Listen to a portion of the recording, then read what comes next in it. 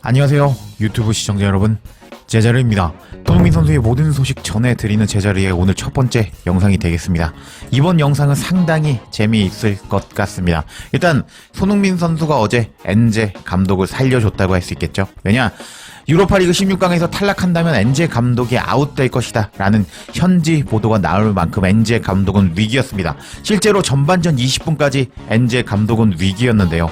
엔제 감독이 전술을 잘못 짜와서 일단 아무것도 통하지 않았습니다. 슈팅이 한 개도 나오지 않았는데 손흥민 선수의 얼리 크로스가 들어간 이후에 손흥민 선수가 일단 번뜩이는 움직임을 보여주면서 알크마르를 박살냈다고 할 수가 있겠는데, 결국 손흥민 선수가 엔제 감독의 감독직의 생명을 연장시켜 버렸습니다. 그리고 나서 엔제 감독이 정말 의기양양해서 입을 터는 인터뷰가 공개가 되었는데 상당히 재밌더라고요. 제가 그래서 첫 번째로 그 소식 전해드리고, 그리고 오하라가 항상 손흥민 선수를 엄청나게 저격했던 거 다들 아실 겁니다. 뭐 더 이상 월드클래스가 아니다, 토트넘의 미래를 위해서 손흥민이 나가는 게 맞다 라고 말했던 오하라라고 할 수가 있겠는데, 그렇게 손흥민을 까내리던 오하라가 결국 손흥민 선수에 대해서 굴복을 하고 말았습니다. 상당히 재미있을 것 같죠? 그래서 관련 소식들 바로 알아볼까요? 일단 첫 번째로 어제 손흥민 선수 덕분에 살아나서 감독직이 연장이 된 엔제 감독이 기세 등등해졌다라는 소식 전해드리겠습니다. 해당 소식은 풋볼 런던의 골드 기자가 전했습니다. 토트넘 감독은 이번 시즌 자신이 받은 비판 속에서 존중이 부족했다고 느낀 점에 대해서 엄청나게 길게 말했다 라는 제목의 기사였습니다. 그리고 부제목이 달려있는데요.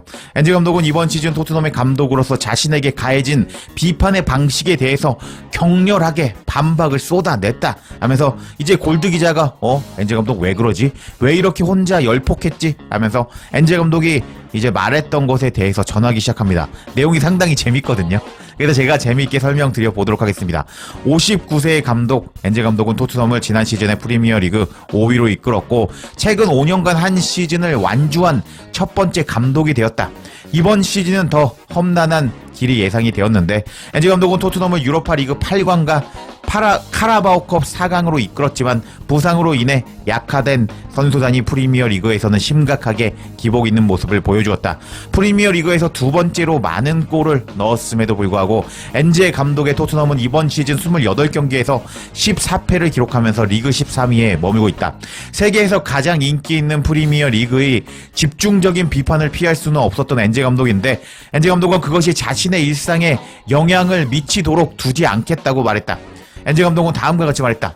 비판이 쏟아지는 것은 그만큼 소음이 커졌기 때문이지, 그렇다고 해서 그것이 저에게 영향을 미쳐야 된다는 것은 아닙니다.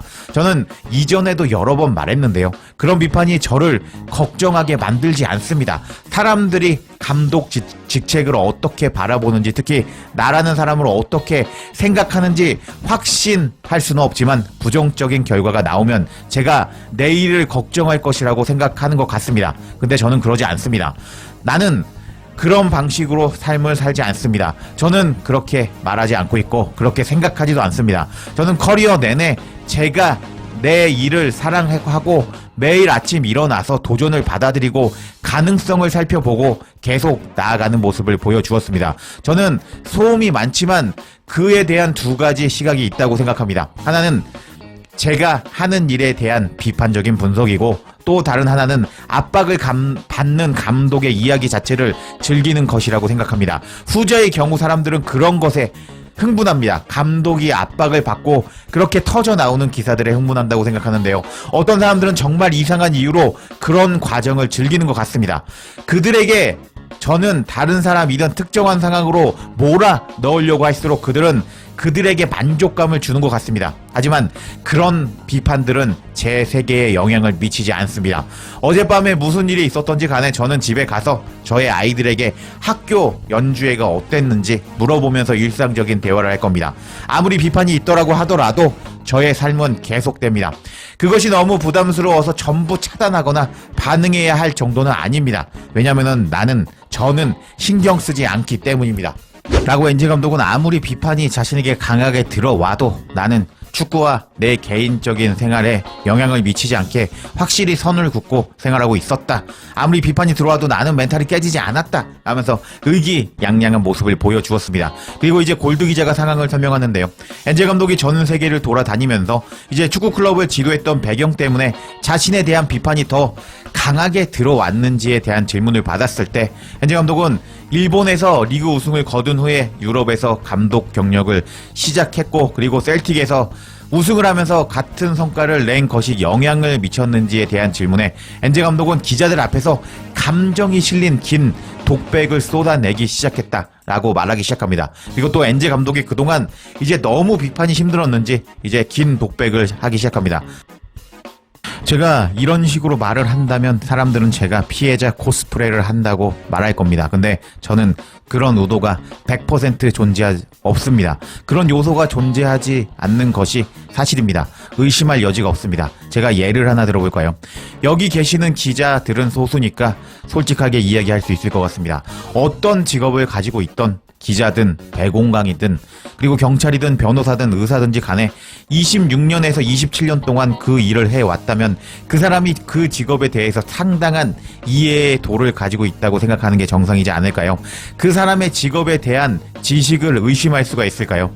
그 사람들이 내리는 모든 결정이 충분히 고민하고 경험한 것인지 의심할 수 있을까요? 26년에서 27년을 그 직업에서 살아남았다면 그렇게 큰 실수를 하지 않았다는 뜻이 됩니다. 어떤 직업이든지 말이죠. 만약 당신이 배공관이라면 누수가 발생하면 다시는 일을 못 얻게 될 겁니다. 그리고 만약 네가 의사인데 환자들이 계속 죽어나갔다면 의사는 이 일할 가능성이 낮아지겠죠. 하지만 만약 네가 26년에서 27년 동안 그 일을 해왔다면 그 일에 대한 충분한 이해도를 가지고 있다고 할 수 있겠습니다. 그럼에도 불구하고 하지만 그냥 꾸준히 일을 해왔던 사람이 아닐까라고 말할 수도 있겠죠. 하지만 그 사람이 해당 분야에서 가장 밑바닥에서부터 시작해서 CEO까지 올라갔고 그 사람이 결국 해당 직업군에서 상위 1%에 도달했다면 그러면 사람들은 이 사람은 뭔가 있기는 하겠네 라고 생각하게 될 것입니다.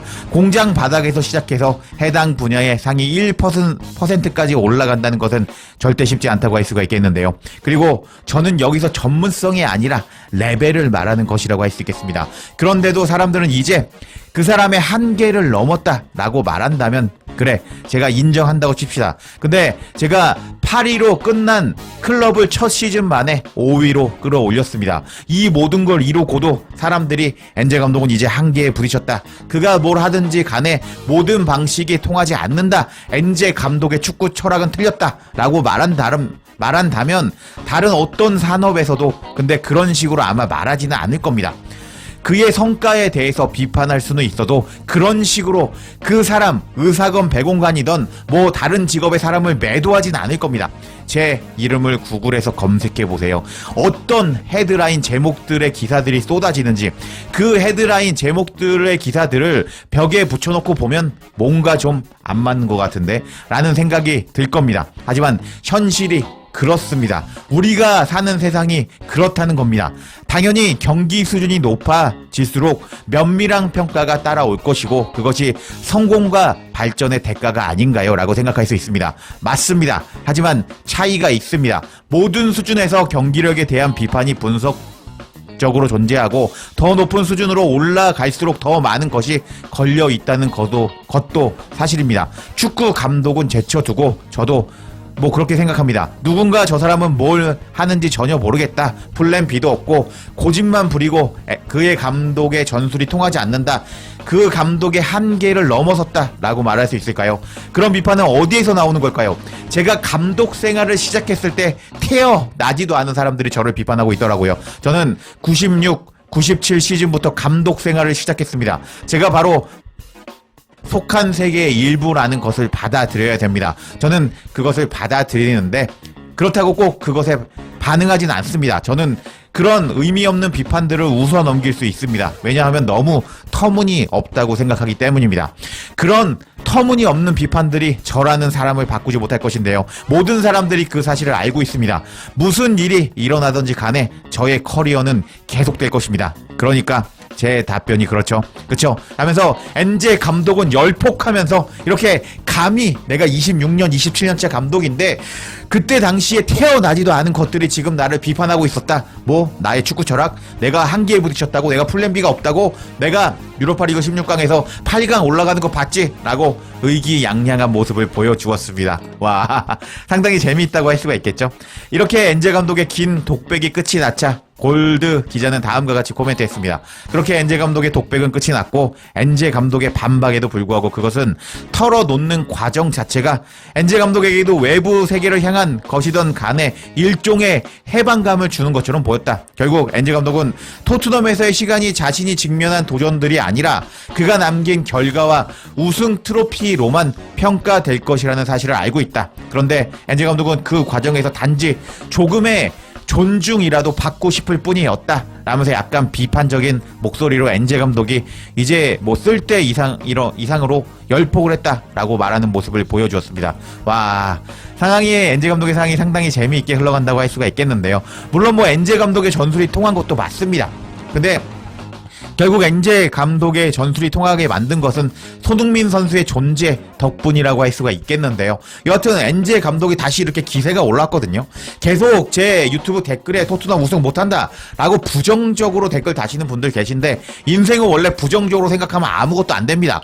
엔제 감독이 이렇게 다시 기세 등등해지면서 자신감을 되찾았다고 할 수가 있겠는데 결국 손흥민 선수가 그렇게 만들어줬지만 이제 엔제 감독의 기세가 올라왔기 때문에 손흥민 선수와 엔제 감독의 합작품 우승이라는 트로피가 나올지 한번 지켜봐야겠습니다. 다음 소식은 손흥민 선수를 그렇게 비난하던 오하라가 꼬리를 내리고 깨갱했다는 소식인데 관련 소식도 바로 알아볼까요? 일단 제이미 오하라는 이런 식으로 이야기를 했습니다. 손흥민 선수는 더 이상 월드클래스가 아니다. 손흥민 선수는 속도를 1마일 정도 잃어버렸다. 과거의 월드클래스가 아니고 이제 손흥민 선수를 팔아버리고 토트넘은 리빌딩을 하는 게 낫다. 내가 이런 말을 했더니 한국 팬들이 내 인스타에 미친듯이 와서 나를 욕하고 있다. 근데 나는 손흥민 선수에 대해서 나의 의견을 바꿀 생각이 없다 라면서 나는 계속 손흥민을 비난할 것이다 라면서 의견을 밝혔던 오하라였습니다. 근데 이번 경기에서 손흥민 선수는 정말 미친 활약을 보여주었죠. 그래서 사실상 손흥민 선수 덕분에 이제 유로파리그 8강에 갔다고 할 수가 있겠습니다. 그리고 또 그렇게 손흥민 선수에게 최고 평점을 안 주던 패트릭 기자 역시 최고 평점인 9점을 주면서 손흥민 선수에게 최고 평점을 주지 않을 수 없었다. 손흥민이 3개의 골을 창조해냈다 라고 극찬하는 모습을 보여주었습니다. 이렇게 손흥민 선수에 대한 평가가 바뀌었는데 제이미 오하라는 치졸한 모습을 보여주면서 꼬리를 내리고 말았습니다. 해당 소식은 더 부투rum을 통해서 전해졌고 제이미 오하라는 토트넘에서 한 선수가 경기에서 자신을 극도로 답답하게 만들었다 라고 발언했다 라는 제목의 기사였습니다. 내용을 살펴보도록 하겠습니다. 토트넘은 유로파 리그에서 알크마르를 3대1로 꺾고 승리의 길로 돌아왔다. 토트넘은 네덜란드 원정 경기에서 실망스러운 경기력으로 1대0으로 패배하면서 2차전을 맞이했다. 만약 이번 경기에서 패배했다면 엄청난 압박을 받고 있던 엔제 감독에게는 치명적인 결과가 되었을 것이다. 다행히도 토트넘은 알크마르의 실수를 활용해서 오도웨르의 멀티골과 메디슨의 득점으로 승리를 확정지었다. 젊은 프랑스 선수 오도베르는 매우 뛰어난 활약을 보여주었고 경기 후 많은 토트넘 팬들은 오도베르가 팀의 또 다른 윙어로서 더욱 역동적이고 빌드업 과정에서 효과적인 선수라는 사실을 깨달았다. 제이미 오하라는 경기 후에 다음과 같이 언급했다. 제이미 오하라는 오도베르의 멀티골 이후에 브레넌 존슨을 강하게 비난했다. 토트넘은 2023년 여름 노팅엄에서 브레넌 존슨을 4,750만 파운드 약 800억에 영입했다. 웨일즈 국가대표인 존슨은 엔제 감독 전술에 적합한 영입으로 평가를 받았는데 토트넘에서 첫 시즌은 매우 어려웠다. 존슨은 지난 시즌 38경기에서 단 5골을 기록했고 이번 시즌에는 모든 대회 통틀어서 26경기 출전 14골로 향상된 커리어를 보여주고 있었다. 그렇지만 제이미 오하라는 존슨이 경기 중에 볼을 다루는 능력이 답답할 때가 많다고 지적했다. 특히 오도베르가 볼 소유에 훨씬 더 뛰어난 모습을 보인 후에 오하라는 존슨에 대해서 비판하는 모습을 보여주었다. 오하라는 토크스포츠에서 다음과 같이 말했다. 오도베르는 오늘 정말 좋은 경기를 보여주었습니다. 클럽에서 첫 두 골을 넣었고 정말 잘해줬습니다. 존슨은 개인적으로 볼을 잡을 때는 괜찮은데 저를 정말 답답하게 만듭니다.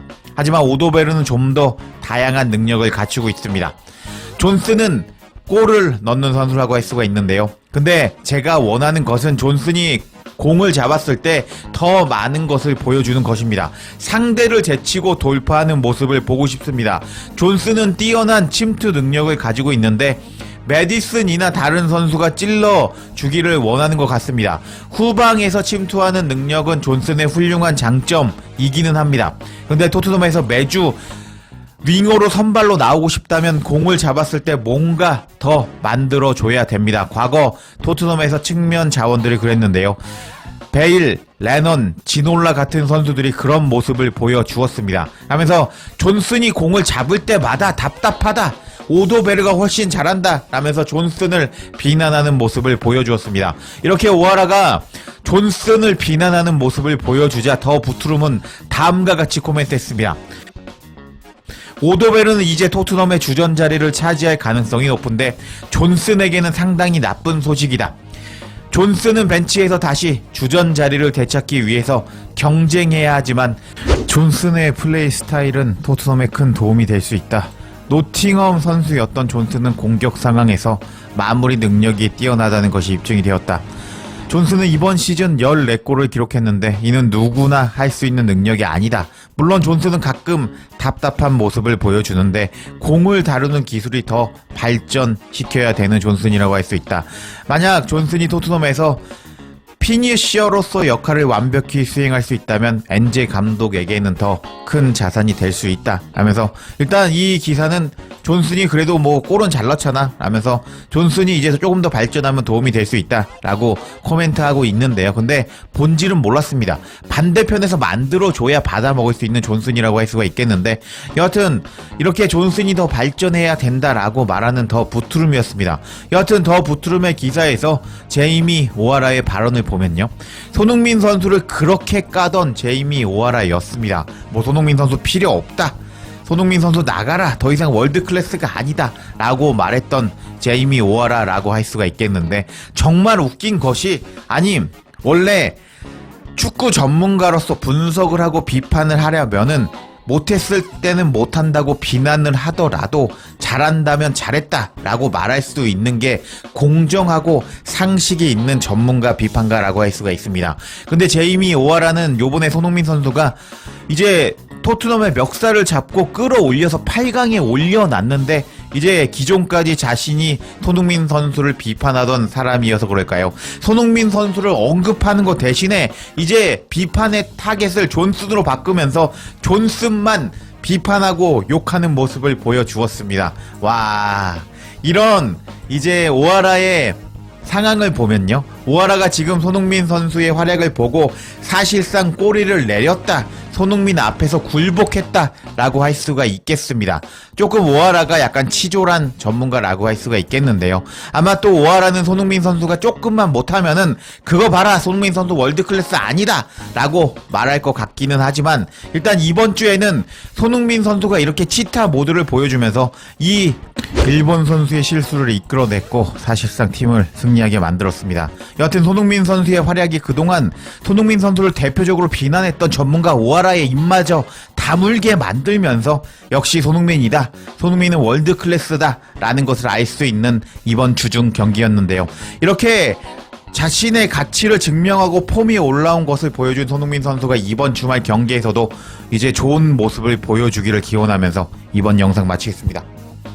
제자리에 영상 놓치지 않도록 알림 설정해 주실 것을 부탁드리며 영상 마치겠습니다. 구독과 좋아요 댓글은 사랑입니다. 감사합니다.